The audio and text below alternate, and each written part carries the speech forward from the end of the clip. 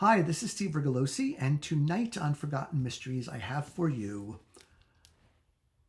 Phantom Lady by William Irish. And this is an entry in the Seagull Library of Mystery and Suspense. You can see here.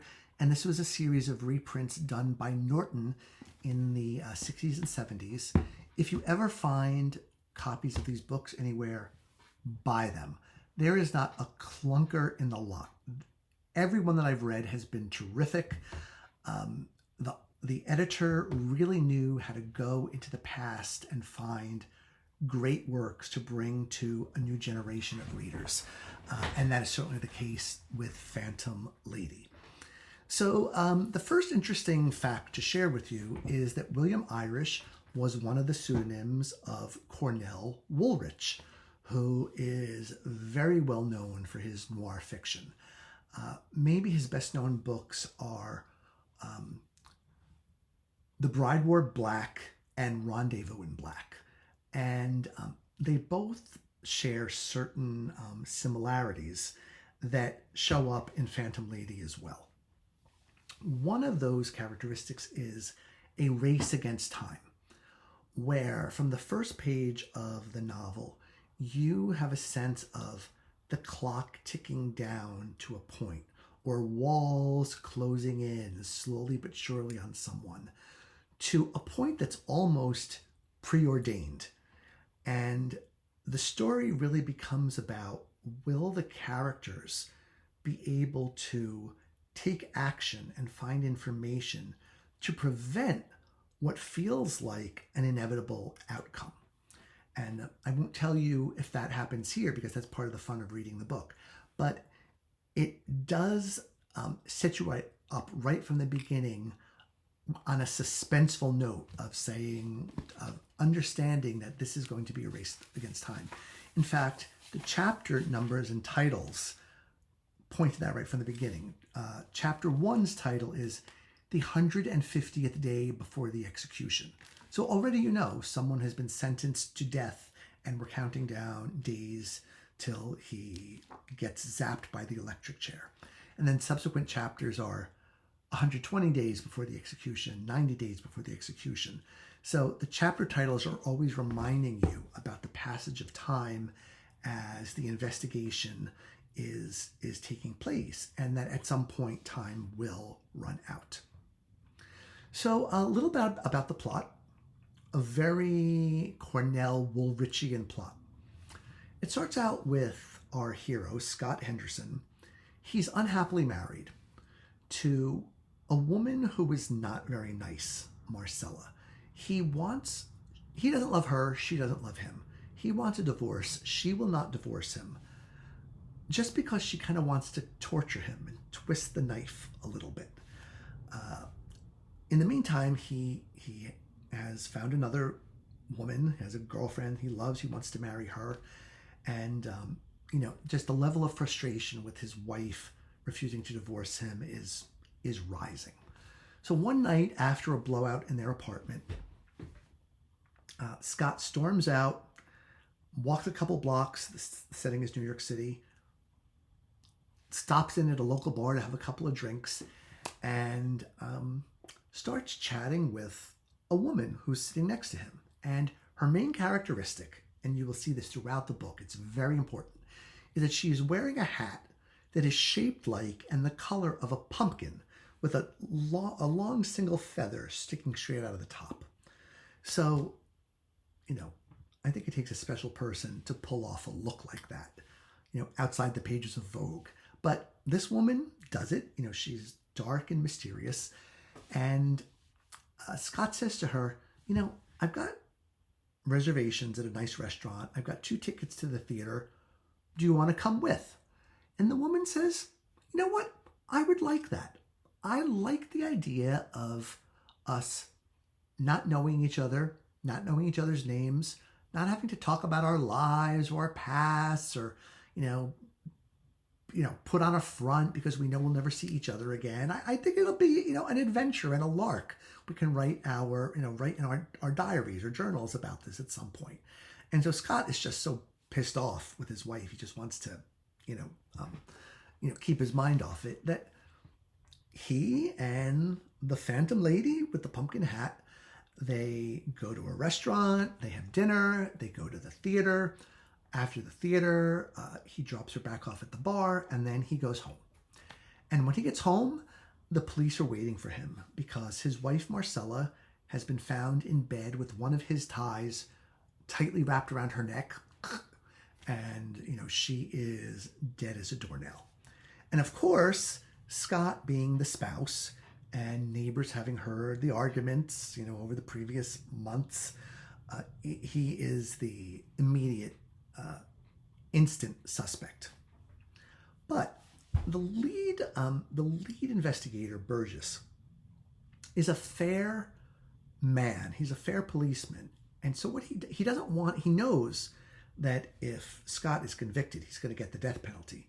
So he very carefully retraces Scott's steps that evening, and he determines that there's a period of about 10 or 20 minutes where if someone can vouch that Scott was with them during that period, that means he cannot have killed his wife. So you would think, okay, well, this should be easy because they met plenty of people during their evening on the town. But nobody admits to seeing the woman, hence the term phantom lady. Like the bartender who served their drinks says, oh yeah, he was here. I gave him a couple of gin and tonics or whatever. But no, there was no woman. Pumpkin hat. What are you talking about?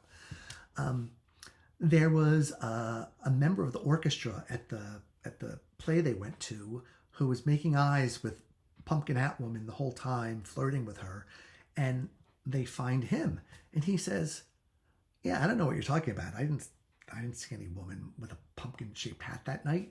That's ridiculous." And so the first 2 times it happens, you think, well, that's curious, but once it happens 3 or 4 times, you know that some kind of conspiracy or something bad is going on in the background, that someone does not want Scott exonerated. And indeed, he is not exonerated. He's found guilty and he is sent to death row. However, during this period, Burgess realizes that there were just certain things about that case that never really gelled with him, that didn't make sense.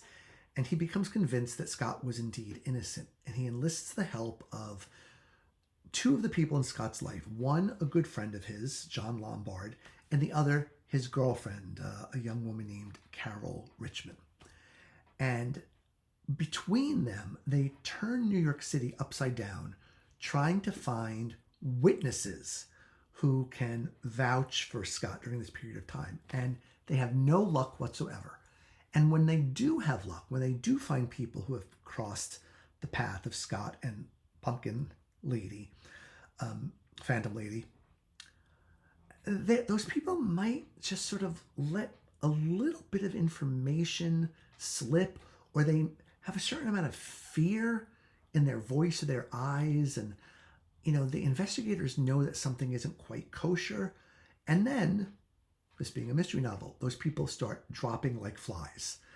One supposedly commits suicide, one falls out of a window from a high floor apartment, one is struck by a taxi cab.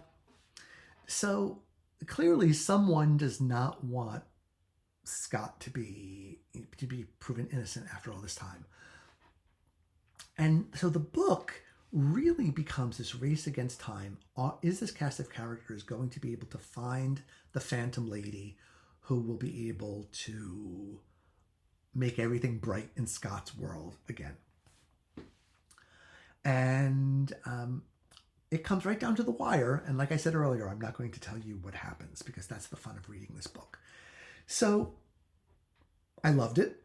And I can tell you why in a few minutes. The first is that, a lot of mysteries that we read have a good story and a good plot. And the good ones have good pacing that make you want to keep reading. But they're not necessarily nail biters, right? In contrast, when you have a novel of suspense or a thriller, you are biting your nails. But often you, the reader, know what's happening. the characters may not know what's happening, but you do. So there's not so much a mystery to be solved as there is some other outcome that is being moved toward. But Phantom Lady is both a mystery and a novel of suspense. Once you start it, you cannot put it down. It gets its hooks in you, and you just have to keep reading. And the mystery just gets more and more confounding as you turn the pages. You just get sucked deeper and deeper into this morass, and I mean that in a good way, of how is Scott ever going to get off the hook? I mean, there's no way, the best writers paint you, the reader, into a corner, making you think there's no way out. There's no way they're going to be able to resolve this in the amount of pages that they have left, and yet they pull it off, and that's exactly what Cornell Woolrich does. Second, I can't think of a single writer who does menace better than Cornell Woolrich. There is on every page of this book a lurking presence of darkness and fear and worry and paranoia. It closes in on you like a fog, to the point where you almost feel this skeletal hand creeping down your shoulder because you're so on pins and needles, so on tenterhooks because of what the author is doing to you. He's scrambling your brain with his fingers, trying to keep you on your toes, but you can't be kept on your toes because you just don't know what the hell is going on, and you're loving every minute of it. And the resolution, when it comes, makes a lot of sense and is a humdinger. It completely upends expectations in the best way, and when you close the book, it just sticks with you. This is sort of a marvel of Cornell Woolrich for me, is that they have a stickiness to them that, 10, 20, 30 years later, after reading one of these novels, I still remember characters or scenes or conversations or plot twists.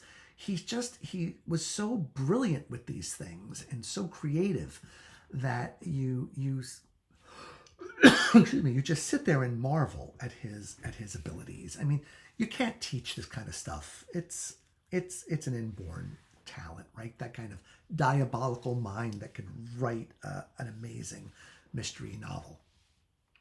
And so it delivers everything that I really like to see in a book. And so if you've not read Cornell Woolrich before, I think Phantom Lady is a great place to start. I mean, even a great title. It's just so evocative, and so much gets at the core of what this book is, and it's spooky and just really, really great.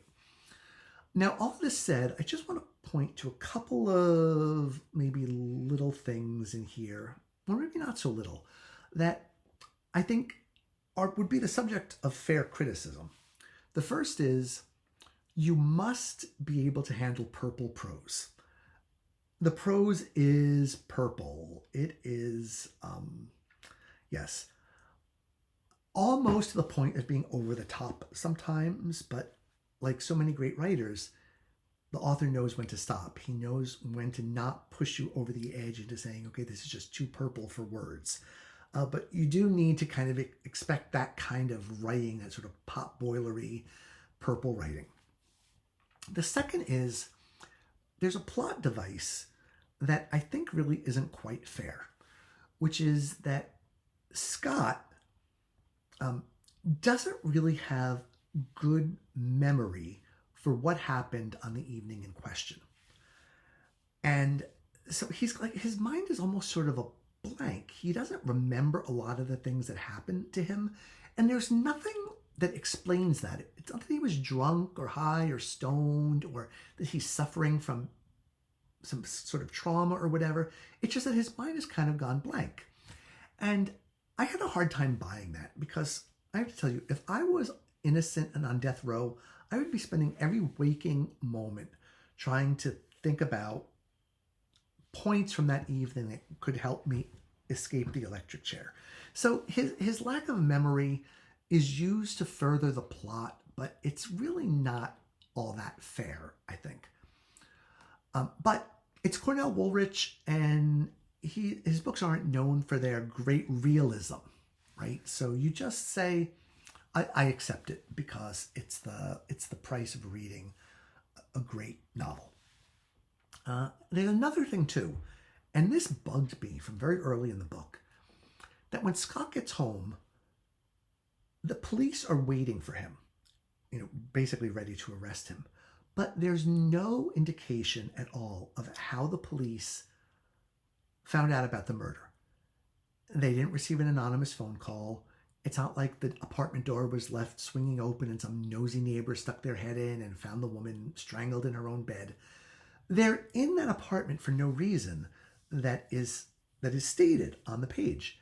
And I have to tell you, I really thought that was going to be part of the resolution. It made me suspect the investigators, that they had something to do with it.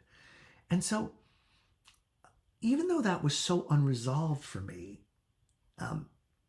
and really remains unresolved, we never do find out why the police were there. I just found it to be not quite fair. I think the author could easily have accounted for the police officer's presence in the apartment, and then this would not have been like niggling away in my brain for the entire book, because it did stick with me, and I kept expecting to see an explanation, and I was disappointed in that. But again, this is Cornell Woolrich. This is one of the masters. So you just say, Cornell, I put myself in your hands. Do with me what you will, and I am willing to accept it. And clearly, I was willing to accept it because I'm here leaving this sort of rapturous review of the book. Before I go, I should just say, Cornell Woolrich was an interesting man. Is certainly not what we think of as a typical writer. He lived for much of his life in this really seedy hotel in Manhattan, where the other residents were like drug dealers and prostitutes and pimps and con men and mafiosos, really seedy people. And even though he was very successful as a writer, he chose to continue living there. And the question is why, right? Did he think it was going to give him good fodder for his books? I should read you this sort of amusing dedication to the book, which is to Apartment 605, Hotel M, in unmitigated thankfulness at not being in it anymore. So Hotel M is the Hotel Marseille, a hotel on the Upper West Side where he lived. And he only left there after his mother died. He lived with his mother. It sounds like that relationship was very bizarre, very sort of Norman Batesian. After she died, he finally moved out to a somewhat better place, but kind of went into a tailspin, drugs and alcohol, and just did not take care of himself, got a leg infection that he neglected, and it turned gangrenous, which led to him having his leg amputated, almost a recluse, never leaving. So you have to wonder how this man who lived in, 4 dark walls in Manhattan was able to create these vivid works of the imagination that just stand among the greatest, in my opinion. So that's what I've got for you tonight. Cornell Woolrich / William Irish. Definitely check him out. You are in for a treat. And don't start reading when you're pressed for time, because you will not want to put the books down. Okay, thanks and have a good night.